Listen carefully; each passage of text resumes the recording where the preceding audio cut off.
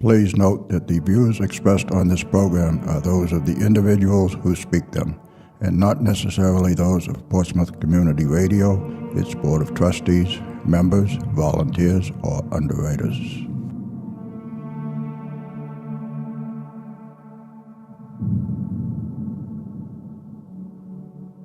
Good evening and welcome to Spirit Radio. I am your host, Willie Hassell. Along with my co-host, Lynn Nickerson, we will take you on a journey into the unknown, where the paranormal becomes the normal. A journey to a world cloaked in darkness, where reality becomes a thin veil. So sit back, relax, and join us as we venture into the shadows, the darkness, the unknown, and back.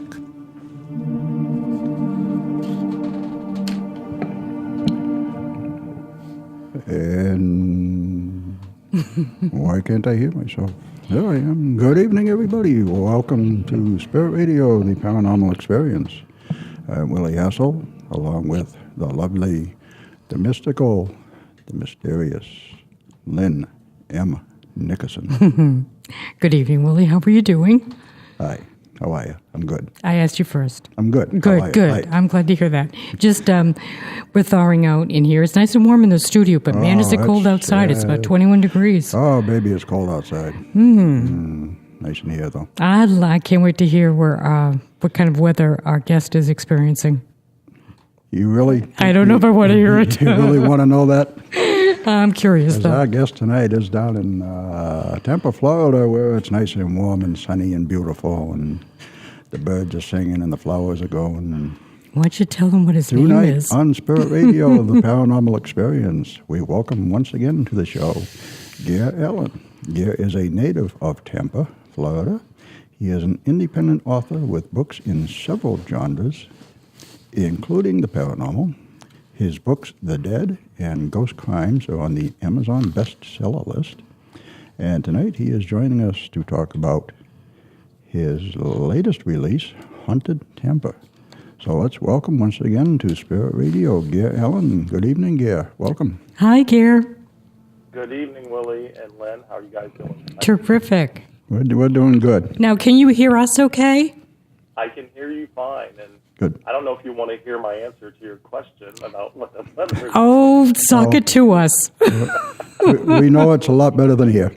It is better, but we actually had, and I'm holding up air quotes, a cold front came through the Tampa area, so my low is 50 tonight. Oh. Poor you.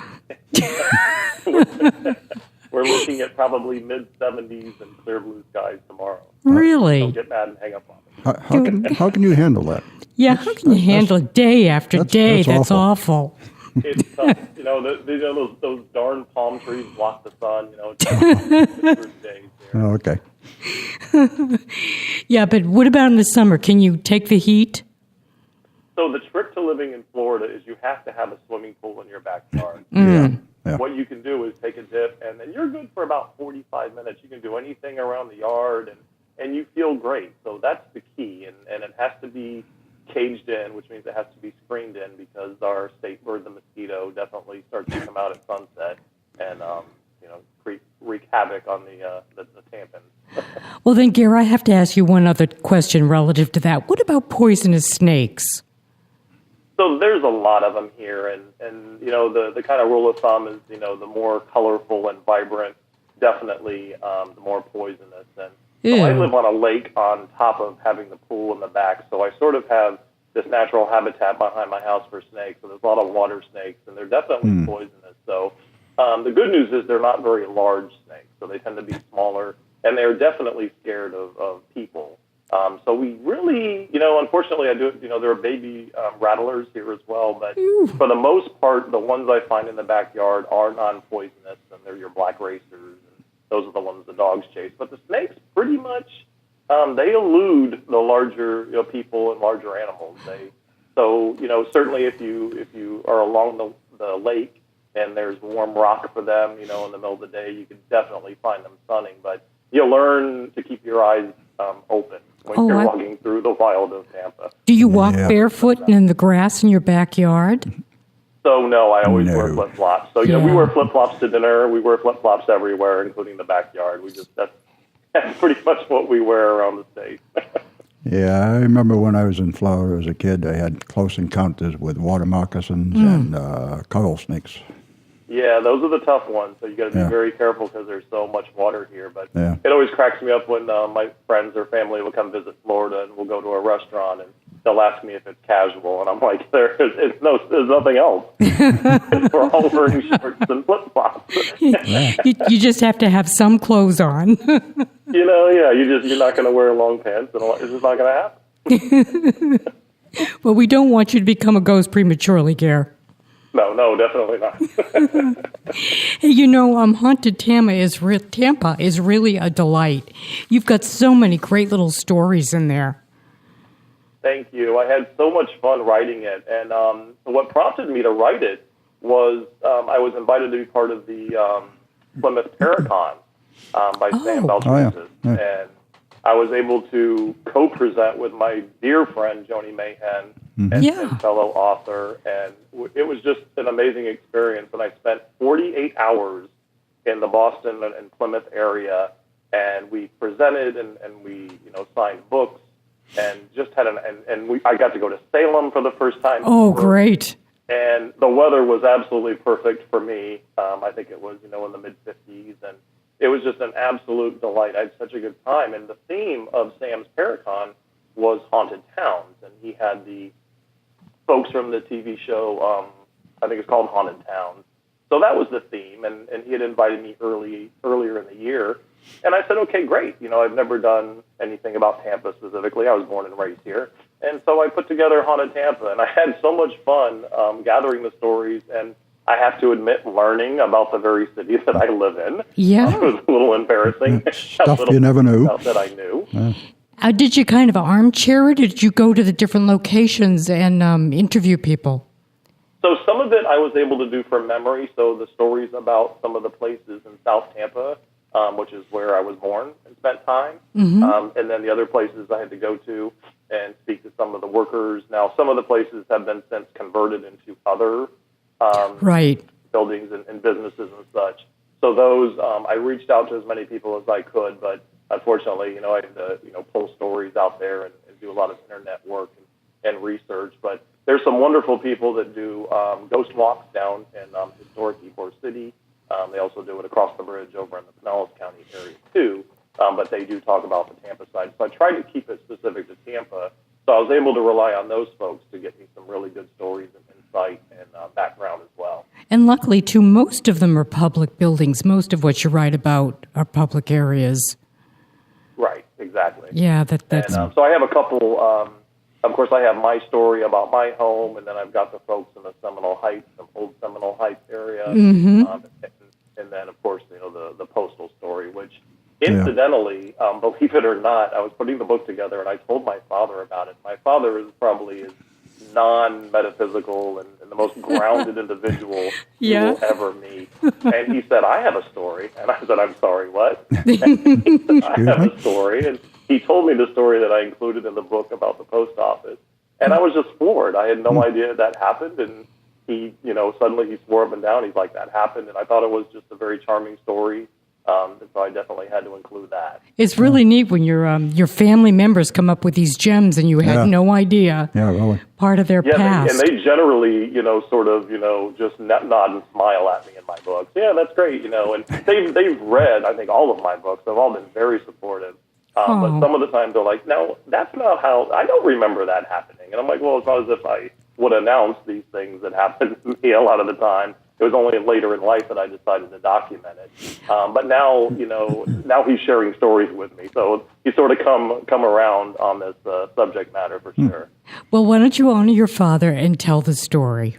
Okay, but before we get too far into it, I just want to mention that I think it's great. I know you're an animal lover, and I think it's great that you're donating all the profits from this book to the Hillsborough County Sheriff's Office Canine Unit.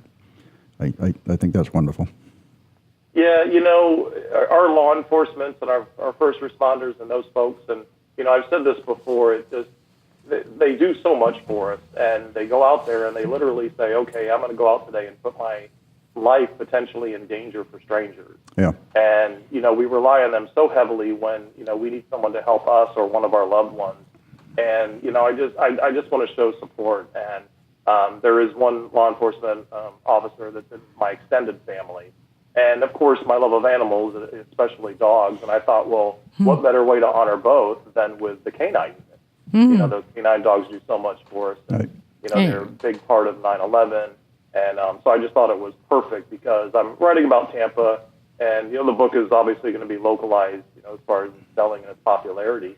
So why not give that back to the community? So it just seemed like a no-brainer for me. And you just made a donation, too, didn't you?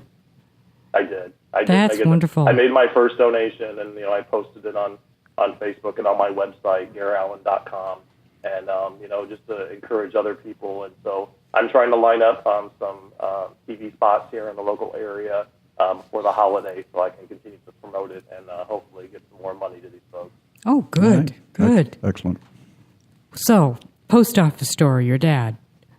Yes, so my father actually managed the postal facility at the Tampa airport, and so this is the facility where all the mail comes in, and this is back in the 70s, I believe, late 70s, and the mail comes through and it goes to these giant letter sorting machines, and people are keying and coding and moving, letters around, and it's a 24/7 operation, 365 days a year, and it's high production and high stress.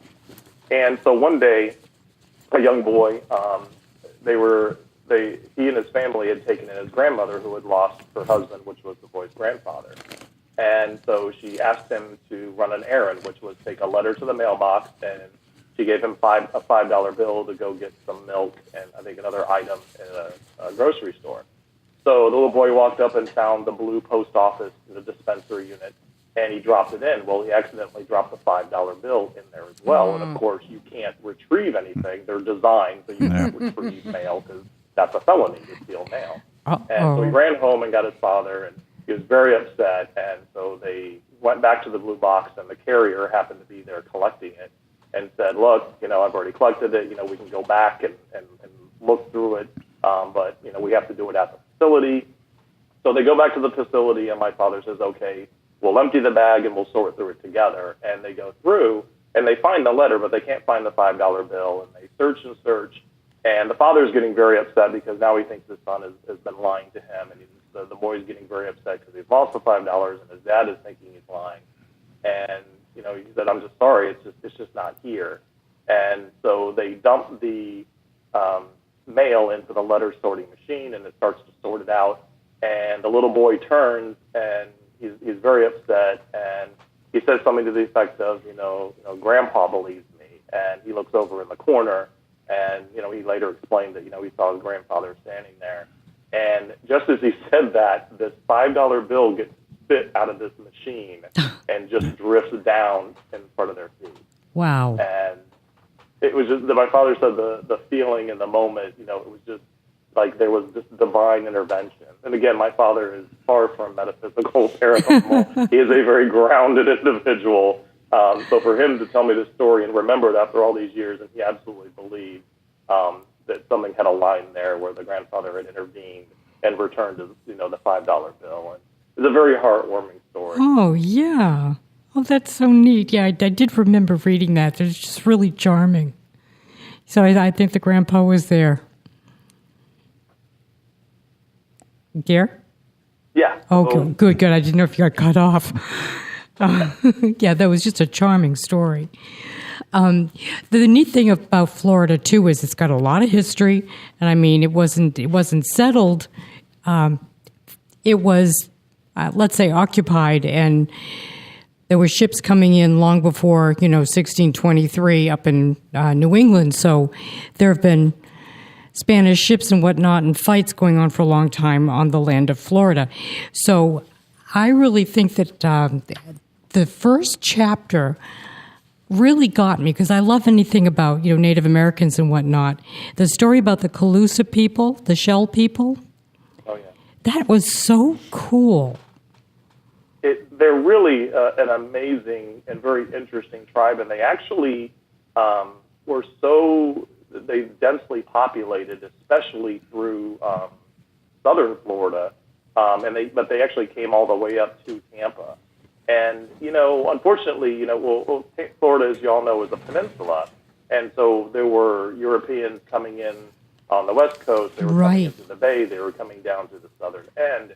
And of course, the Spanish in the early 1500s, they tried to claim Florida, but there's all these different entry points, to the state. Right. So I think 3 or 4 of them are, getting on all these different coasts, and they're all claiming it at the same time. But what they all did, ran into were all these amazing and densely populated areas with different tribes. So the Tocobaga, the Pohoy, they were very prevalent here as well. But the Calusa were very interesting in that, and these tribes did not mingle. They were territorial, and they were separate, and they stayed to their own, and they respected each other's area and land.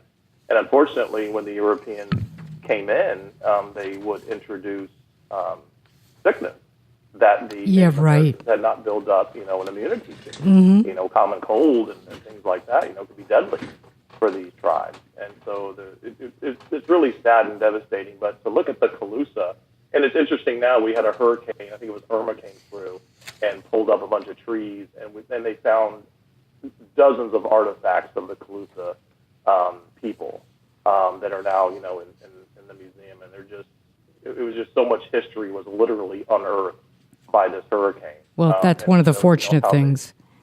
Yeah. So, showing them stretching all the way down the Gulf of Mexico. So, and they were an interesting people because they didn't hunt per se. They didn't make arrows, and so what they would do is they were fishers, and they would eat clams, and they would take rocks, and they would use the shells to make hammers, which would help them open, the clams and the oysters. And then they would use the shells as weight around the net, and then they would net fish. And that was their primary source of food. And it was a very simple and very long-lived existence doing the same thing constantly. So, and again, a little embarrassed to admit that, they were a prevalent tribe of which I had not ever written, spoken, or knew of. So, it's interesting when you dive into the history of where you live, and some of the history is told from one perspective, and sometimes you get conflicting information, and so you kind of meld the two together. And so, unfortunately, if the history isn't documented, you kind of go with what's been passed down. And because there were so many people coming into Florida, staking a claim, and so many tribes and such, you don't get a lot of you can't be sure of the 100% historical accuracy. But so you try and get a clearer picture as possible. About these tribes, I just want to ask you real quickly, Gare. The Calusa and the 2 other tribes that you mentioned, were they of the same language group?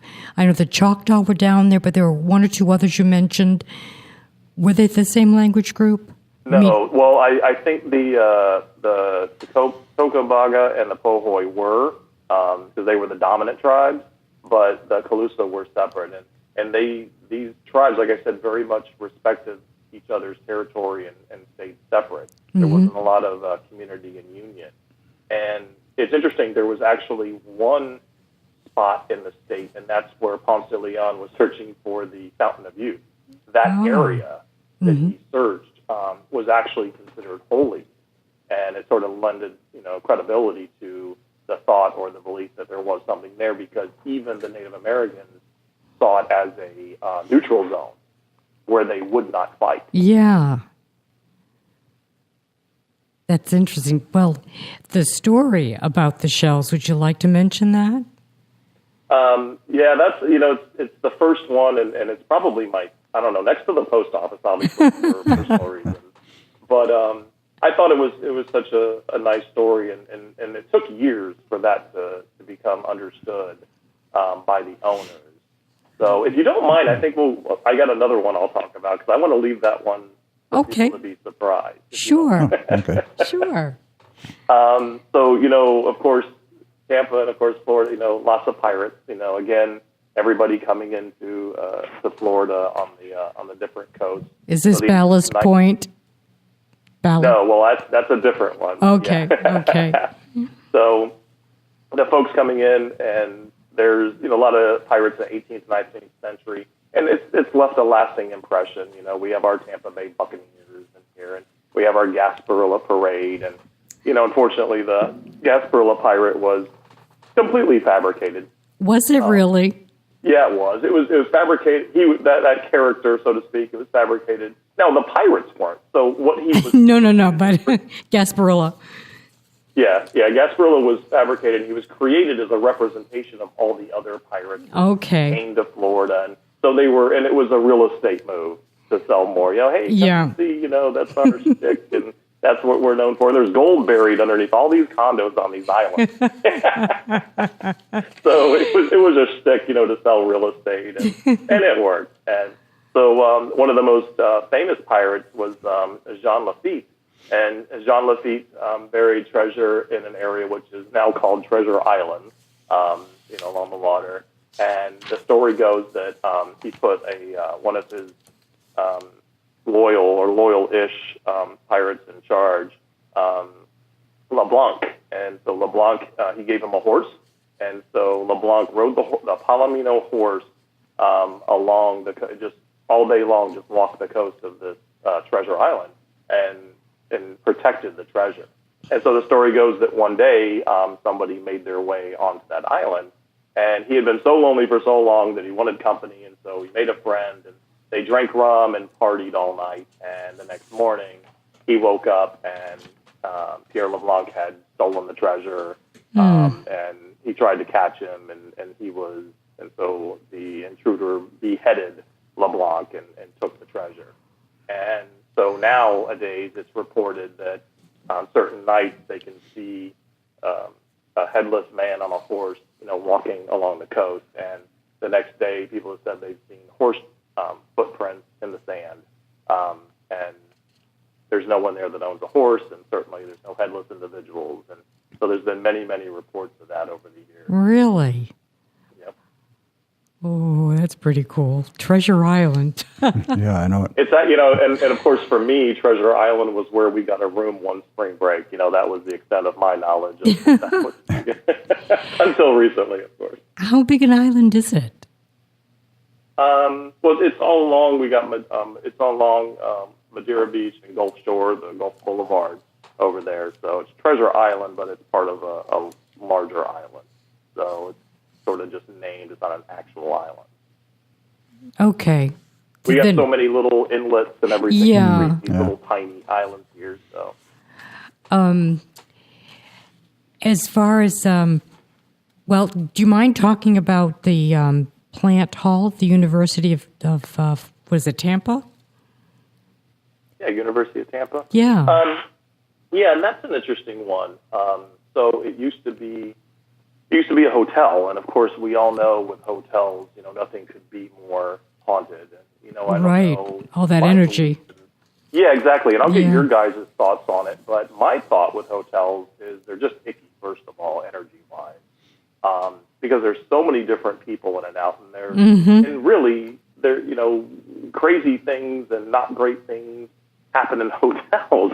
People, are outside of their zip code, away from family, and sort of think, hey, I got a pass to do things. And if you're in a hotel and nobody knows what you're doing, then you can do some things. And unfortunately, I think that I don't know, I've never felt comfortable sleeping in hotels, and for years, I would bring candles and sage, and I would clean the hotel room. I mean, I was really diligent because I was that sensitive to the energy.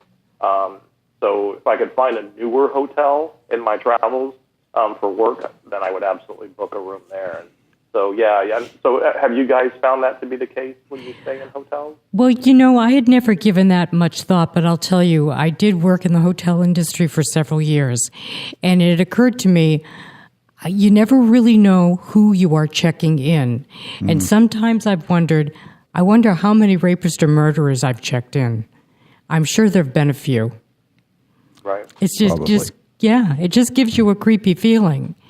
And you go into some of these rooms and they just don't feel right. Exactly. And of course, I think sometimes they move from room to room. I don't know. I just never had a good feeling about those rooms. I've had many a night where I would have a nightmare, in a hotel room. And I always tell everybody I could never sleep the first night in a hotel room if I had a lengthy stay. The first night I never slept. And then the next night I would sleep, but I think it was just from exhaustion from not having slept before. So I don't think I felt any more comfortable. But I never mind. So there was actually in the hotel there was a big grand room where the guests would gather. So this would be early 1900s, and they would gather downstairs and play the piano and sing and dance and have a good time. And over the years, as murders and people that worked in the hotel passed away, their energies were they either stayed there out of a desire to remain in the fun, exciting times, or that was their life. And so there's many stories about people going from one classroom to another only to find somebody walking down the hall in an old servant's outfit, and they just turn and look at them, and then they disappear. And they've seen men and women, and then there's a married couple that are seen dancing, and they can hear the piano playing, but there's no piano amazing. playing. And it's the stories are identical over the years. And so the people that go, but they said it's not a bad feeling, but they're going about their duties. They're cleaning, and they're going from room to room with laundry carts and cleaning carts. It's still uncanny, though, to experience that. Gare, we're at the bottom of the hour. We're going to have to take a quick break, but I had a couple of questions to ask you about this when we do come back. So we're talking to Gare Allen right now. He's the author of the newest release, Haunted Tampa, and we'll be back in just a moment, so please don't go away.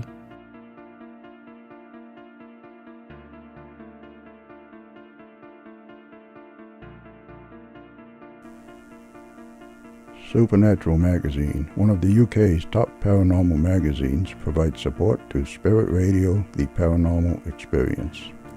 It is the magazine's goal to bring every aspect of supernatural news and research from around the world under one roof to create a universal platform for all those interested in the supernatural. More information is available at supernaturalmagazine.com. And you are listening to Spirit Radio, the Paranormal Experience, on WSCA 106.1 FM in Portsmouth, New Hampshire.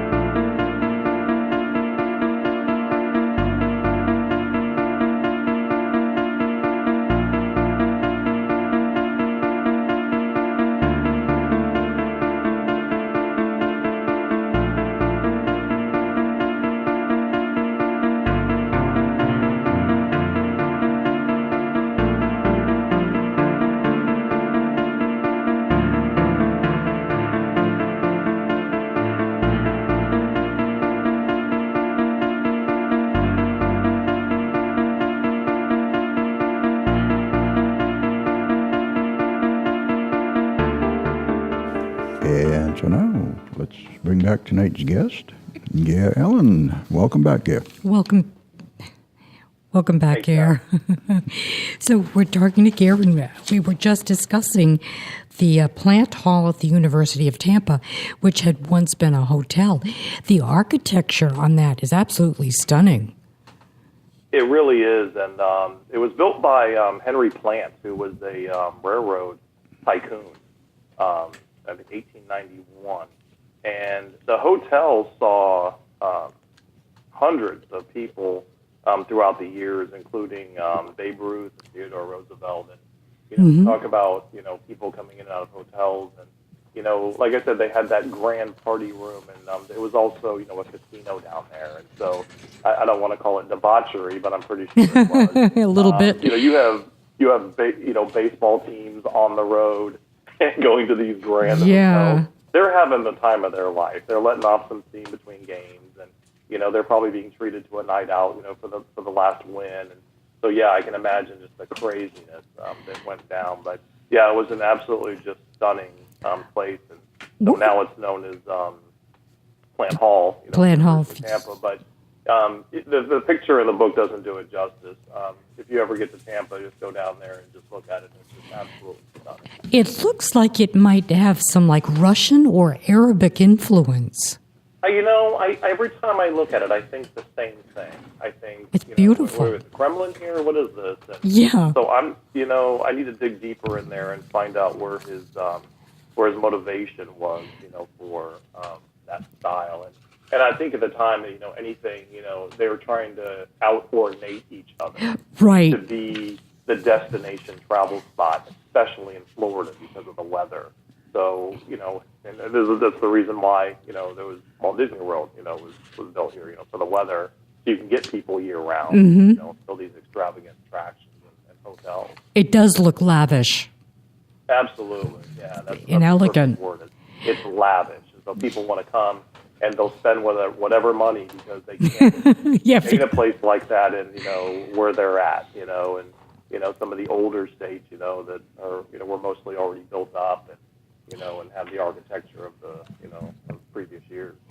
From a paranormal perspective, though, we were talking about the different events, the different reports that people have seen, and that double apparition of the couple dancing in the ballroom.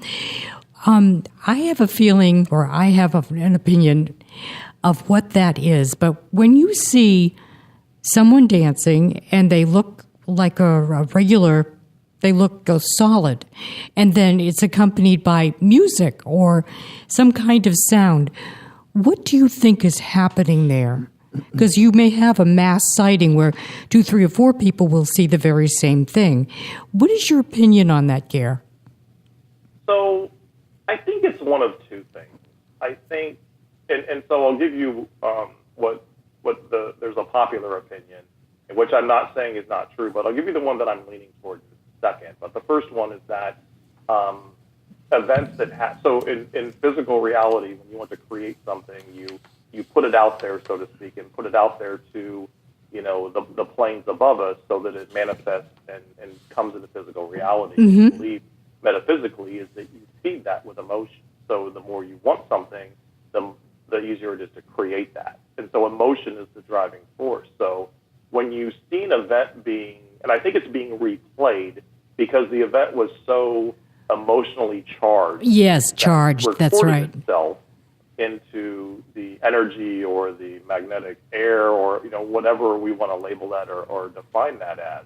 So it's not just that somebody got shot and it was traumatic, and so that keeps replaying because those things certainly happen. But it doesn't have to be a negative traumatic event. I think it's very amazing. And if those two individuals were absolutely in love, and maybe that was the night they professed their love to each other, or they found out, they were having a child, or just found a moment where they acknowledged the bliss of themselves being together for whatever reason. And I believe that, when you pass over, just like at the end of the day, you look back, or at any point in your life, you look back and you remember the positive, the traumatic events, good, bad, and otherwise, and those things stick out to you. Those are the memories you remember. So I think it gets recorded out there. And And I don't know if our presence, if our emotions trigger it and replay it. That's a thought. So that's kind of a popular thought out there. And then on the other side of it, I think when you pass over into, let's call it the astral plane, you're on another plane of existence, I think you immediately create what you expect or wanted it to be. So I think for those with certain beliefs, you'll create a heaven, or you'll create a purgatory, or maybe you'll create a hell because that's what you truly believe is there. And I believe you create that. And you may work through and decide that that's not real and change that. But it would make total sense if you were to be taken out of here, especially unexpectedly, and leave loved ones behind, that you would create a moment that reminds you or puts you back with those people. And you would just relive that amazing moment over and over. And so we're seeing bleed-throughs from that, from that level of plane of existence, just like we would, see ghosts or any other apparition. So that's kind of where I lean toward as far as an explanation. What do you think? Do you think then it's sort of an imbuing of the emotion on the atmosphere? Or do you think maybe it might be an intersecting of dimensions? I think it's the dimensions bleeding through. I think so too. And again, I think we can glimpse those by opening our hearts and our minds and our emotions. So it really comes back to emotion. Emotion is fuel for reality. It is. I agree. Yeah, so I think that's what happened. And whether we realize it or not, we sort of accidentally plug in to these scenarios and give them power. And it's almost like we hit the on switch of the TV and suddenly a channel came on. It may not be a channel we chose or even know what the show is, but we managed to turn it on and get a glimpse of it. Yeah, it's almost as if all of the different vibrations have to be in sync, and then it happens. And it's whatever you're creating, if you're receptive to it, if it happens to be the date of that anniversary, it's just a bunch of different little circumstances, I think. It's like a gear shift. It just kind of all gets in sync, and then it happens, or it's perceived. Exactly. And you know what, it's interesting. I struggle with the time part because, time exists in physical reality, but it doesn't exist outside of physical reality. Everything's just happening, quote, in the now.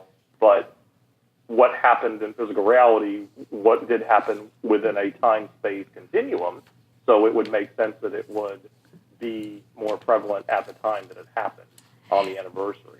So that's a tricky one for me. I get a little bit of a headache when I start to I know, because some people see ghosts in different ways. People perceive the paranormal in different ways. And you just wonder, why are there certain aspects of our physicality that are available to our senses and then at times not? So I think the intersecting dimensions does explain it, and as far as us being receptive and as far as the time being right for all of it to be triggered and perceived. Absolutely. And, it's interesting. You talk about we all perceive, ghosts or spirits or the other side. Yeah, we do. And, so like our friend Joni Mayhem, she hears ringing in her ears. Yes, she mentioned that. Tones. Yeah, the different tones. She's learned to identify their energy and then obtain a visual in her mind's eye as to what she's hearing or what who was there in the ringing. For me, I feel it in my solar plexus, and unfortunately, I feel the emotion, and most of the time it's pain. Wow. And it's really difficult for me because I literally sometimes will buckle over from the pain because I've connected with something, and it's a sad thought, or and sometimes it happens with physical people. I can just sense their pain, and I sort of take it in through my solar plexus. And I had to learn to close off a little bit. Yeah. Because I was that sensitive to it, and you can't get through the day, like that. We have a friend, her name is Val LaFazzo. She's an empathic medium, and she often senses how people passed, or she can make them, wherever they're sick, and she will sense that. As far as how I pick up on people, usually it's a mental image, if I'm lucky enough, and then their energy signature. There's no tonal quality, and I don't usually have an emotional reaction, but I do pick up on their energy signature, and it's like they're talking to me, and telling me about their personality without giving me words. Oh, wow. Yeah, It's for just- me, when I pick up on the pain or the emotion, it sort of gives me, it definitely has a gender attached to it. Oh, So yes, it does. If it's a broken heart, I can tell, if it's a male or female broken heart, or if it's an angry, feeling, I usually get a visual or in my mind or a feeling, of the age, and then I can often actually get the reason behind it. So if I feel pain from an illness, then, I can sense the area. Really? But it's too much. It's just It's overwhelming. It is, and I literally, so years ago, a friend of mine had taught me how to close off my solar plexus, because he said, look, your chakras need to be aligned, your chakras need to be open and receptive, but there's something to them being too open. Yeah. And so he, taught me how to kind of move my hand over my solar plexus, over my stomach, and close the energy off. And so for years, my friends are like, why do you always rub your tummy? And, they had no idea what I was doing. And I'd make a joke. I'd say I'm hungry, but they're like, look at me like, what is that quirk? So for years, it was just a quirk they thought I had. And I probably should have left it a quirk, because the explanation didn't help their perception and understanding. Well, when people they accepted it, they were my friends. when people have a sore, they often place pressure on something, and it does deaden the pain. And I think that's the same principle. Yeah, exactly. You close it off, and Yeah. But I mean, when I'm literally like, bending over, from the sensation, I don't want to say pain. I'll say intense sensation, because I'm not in pain, but I'm sensing, and I guess, in a way, I'm feeling the pain, in discomfort. I'm feeling the sensation of pain, I guess. So, but it's a little bit objective, but it's still there. Mm-hmm. Val did an investigation with us, and she sent someone who she felt had passed from brain cancer, and it was like she had a belt around her head that was tightening. Oh, wow. And she definitely felt the pain. So it's so interesting how we all perceive things. We all take reality indifferently, and I think it's really interesting, how we see the world, and you'd think we'd all see the same thing, but we don't. No, we all don't. see it differently. But we all may arrive to the same conclusion, but we take very different roads and paths. Truly. And then sometimes we're lucky, and 3 or 4 people will see absolutely the same thing. They may not understand it, but they might perceive it all the same way. But I think the general rule of thumb is everybody's got their own take on something, which leads me into one of the next things. How about the Sulphur Springs Water Tower? Would you mind talking about that? Because that involves a couple of these things. I'll tell you what, I went to the Sulphur Springs. So the cover is the Sulphur Springs Tower. Oh, okay. Cover of the book. And I took this amazing picture. Now, I went out there. Well, let me back up. Let me tell you. So it was a water tower back in the day. It was built in 1927, 214 feet tall. And it was next to the Sulphur Springs Hotel. So again, turn of the century, and they built this lavish hotel, and it was adjacent to the Hillsborough River, which the big draw were the healing properties of the mineral waters in the Hillsborough River, hence the term or name Sulphur Springs. So people would come and spend lots of money to stay at this lavish hotel and relax in the springs and be healed and that sort of thing. Yeah. And there was also, what's that? I've heard of that, Healing Springs. Yeah. Yeah. And so there was Mob's Arcade was actually the very first mall in Florida, was right next to it. So it was a resort and shopping and dining and, spa. It was like everything in one shot. And sadly, with the Great Depression, there was a lot of economic strife. And so much so that not only did the hotel suffer, eventually have to close down, but people who lost everything during that time, would climb to the top of the tower and throw themselves off. That's so just it was a devastating. Of suicide at the time due to those reasons. So to this day, people will go out there. So let me set the scene. So if you go to my website, GareAllen.com, or even on my Facebook page, I posted the video. I went out to the water tower in the middle of the day, and it's in this very large park, and there was nobody out there, and I'm taking, a couple pictures of the tower for the book cover, and I felt so creeped out. And Really? you can tell, I narrate myself out there. It's just a minute-long video. But I was creeped out, and I have never been creeped out during the day somewhere. And there was something about it, and I walked around the tower, and I looked at it, and just the feeling was so sad, and it was so creepy, and there was just nothing out there. There were no birds, there's nobody was out there. There was no life out there. And it just, I mean, it really, and it's a park. So it's been saved by the city of Tampa, and it's a landmark, and so they've, kept it looking okay, but it's still, missing walls and things, and the windows are broken through, but they put some spotlights on it, so at night it lights up, and it's kind of neat looking. But I would never go there at night, never. Well, you can tell in the video I'm creeped out, and I was like, wow, that's never happened. So the energy out there is just, and for me to feel the energy, you're not being a practicing, person who goes out there and, practices divination anymore, anything like that. So for me to get it just wandering out there for a picture, I couldn't imagine what you would feel. You might want to steer clear, unless you want another good scare. I don't know if you've had one this month or not, but Well, whatever Matt experienced in his girlfriend, that must have been really horrific. Oh my gosh, yeah. And that story was just, and people say they called the police because they saw somebody jumping and said, oh my gosh, we have to call the police. And nobody jumped. It was the ghostly, recording or the image of that. But yeah, for that couple to, trip over a body only to see that the body wasn't actually there, that was just, yeah. And again, these stories, come from people who haven't, didn't have any kind of paranormal experience before, and many of them haven't since. It's just something that happened, and they're like, take it or leave it, but I know what I know. If you trip over somebody's body on the ground, you know what that feels like. And if it brings you to the ground, then, there's something physical there. You can't deny that.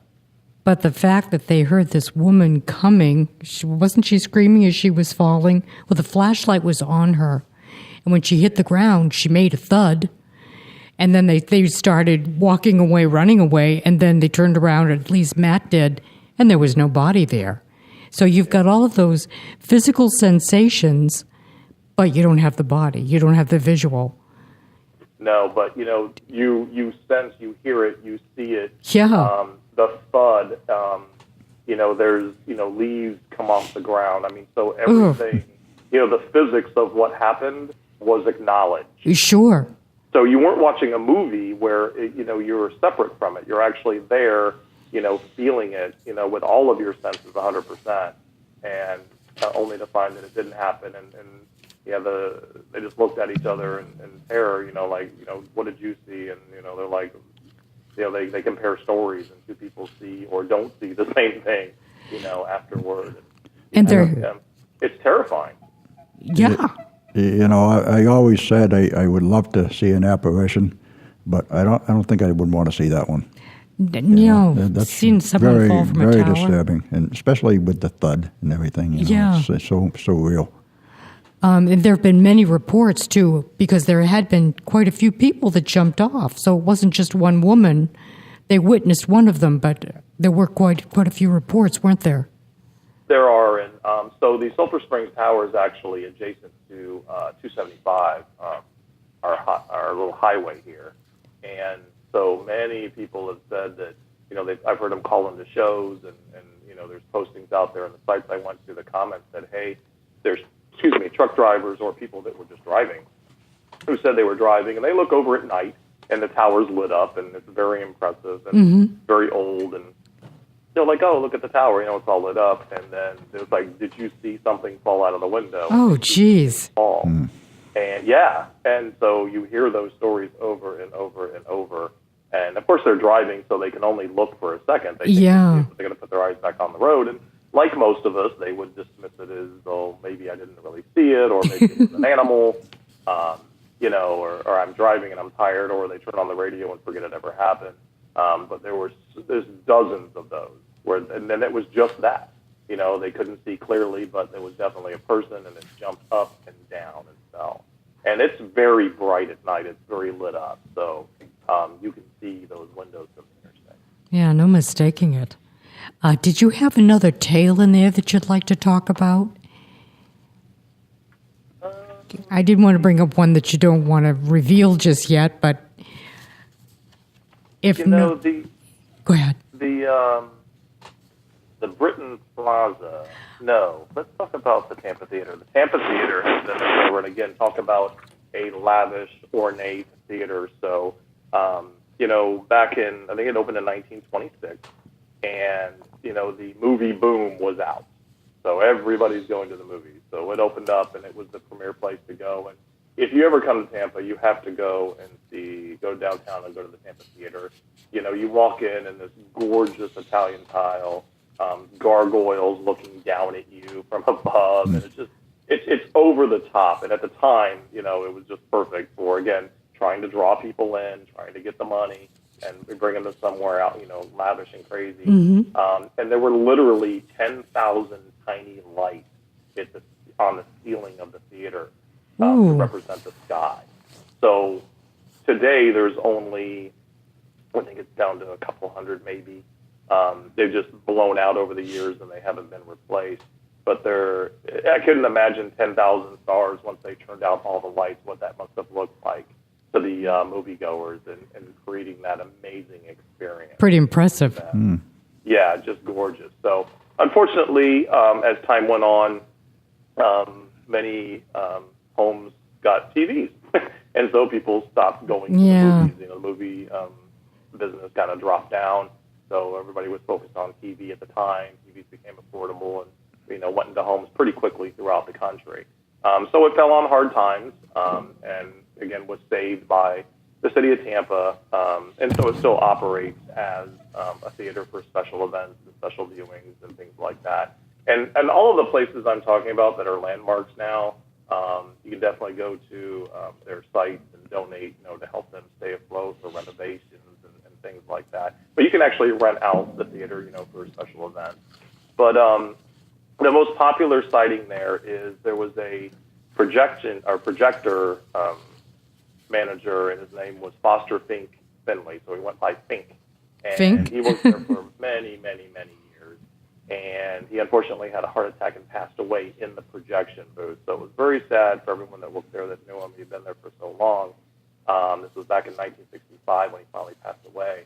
But he had been there since the 30s.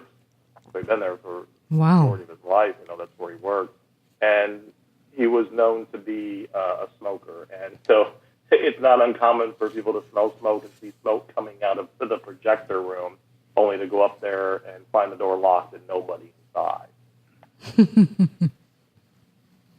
So I think he loved his job so much that he pretty much stayed there. Still on duty. Still on duty. We got about 3 minutes left. I had a couple of questions about your story from the dead. So we don't have to get into details about that, but I was curious on a couple of points. How long did you stay at that house? I'm still in the house. So. Oh, you are? Yes. So I was lucky enough to get in touch with Michael Robichaud. Oh, sure.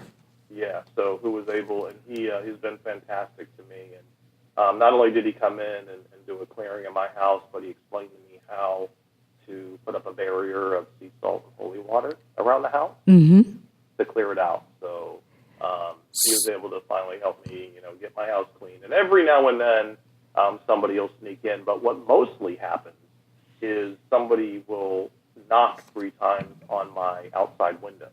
Really? So, yes, and it's happened several occasions now where, my living room has several glass windows out to the outside pool, but I'm literally 5 feet away sitting in a chair, and I'll hear 3 knocks, and my dogs jump up, and I turn and look, and it's a screened-in lanai. So even if somebody was in there and knocked and tried to run away, it would take them 5 or 6 seconds to get across to the door to get out. Yeah, and you'd hear them too, most likely. And I'd hear them. Yeah. And, of course, there's lights on. So when I hear the knock, I literally turn at the very second of the 3rd knock.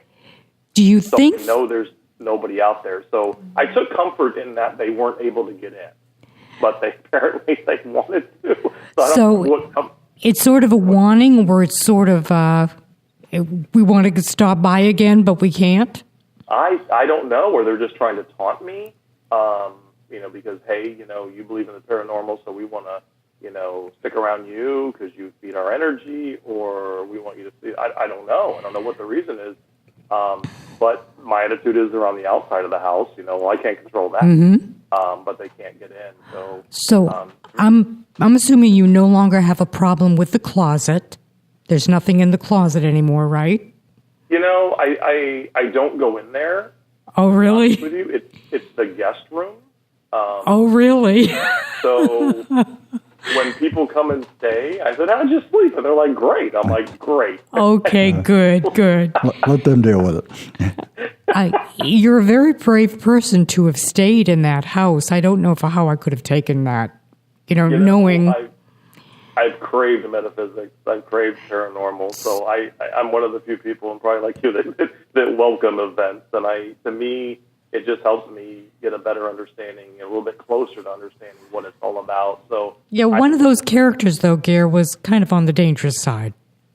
Absolutely, and I didn't, but I knew that wasn't of me. That wasn't born of me. Yeah, that was something that was outside. Yeah, and like I said, I was lucky enough to get in touch with Michael, who was able to assist me in that. So it was scary. Don't get me wrong. That was okay. Good. I'm glad you're admitting that. And we are just about out of time, Gare. It's always a pleasure to have you. Do you want to let people know where they can get the book, give out your website and all that stuff? Sure. So all of my books are available on Amazon.com, and it's Gare, my last name is Allen.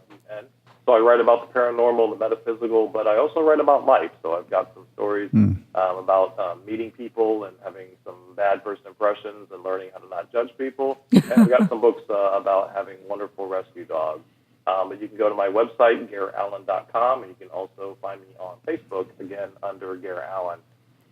And Haunted Tampa, again, is all the donation, or all the proceeds are being donated to the Hillsborough County Sheriff's Office, supporting our local law enforcement and their canine partners. And yeah, that is regarding Haunted Tampa, which is Gare's latest release. And the other story that we were talking about is found in his book called The Dead. And he's got another one called Ghost Crimes. That, too, is chock full of interesting stuff. All right. So, Gare, thank you so much for coming on again. We really enjoyed it. Thank you very much, Gare. And have great holidays. If you're coming up for Sam's event next year, maybe we'll run into you. That would be nice. I was hoping to get to Plymouth this year, but didn't make it. I would love to see you guys and meet you guys in person, and thank you so much for having me on your show, and I always have so much fun, so thank you. Oh, thank Wonderful. you. Thank you for joining us. Well, okay. Thank you, Gare, and good night. Okay, good night, Gare. Good night, guys. Bye-bye. Bye-bye. Right. Spirit Radio, the paranormal experience. Yeah, thanks. Thanks for listening. Good night, everyone.